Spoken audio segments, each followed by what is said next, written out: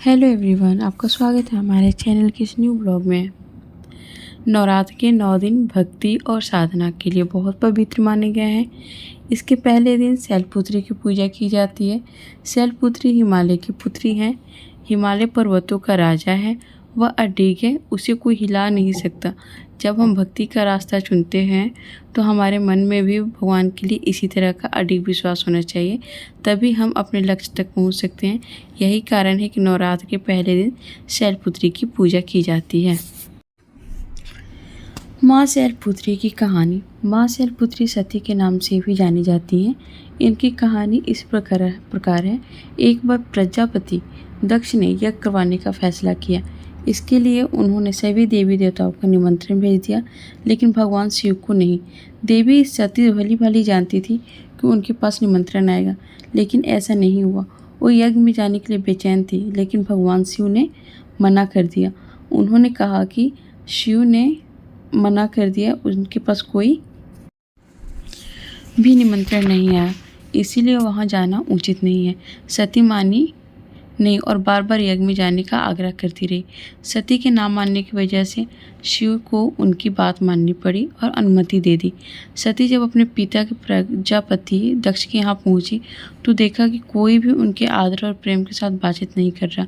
सारे लोग मुंह फेरे हुए हैं और सिर्फ उनकी माता ने स्नेह और उन्हें गले लगाया।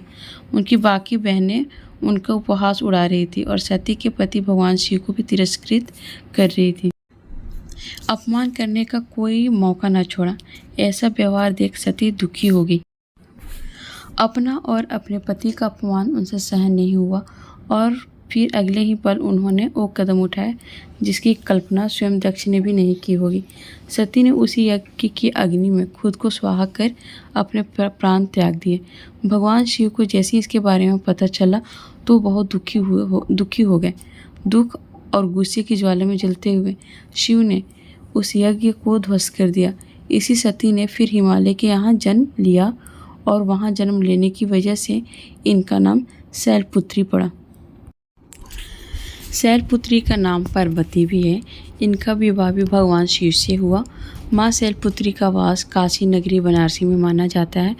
वहाँ शैलपुत्री का एक बेहद प्राचीन मंदिर है, जिसके बारे में मान्यता है कि यहाँ माँ शैलपुत्री के सिर्फ दर्शन करने से ही भक्तजनों की मुरादें पूरी हो जाती है।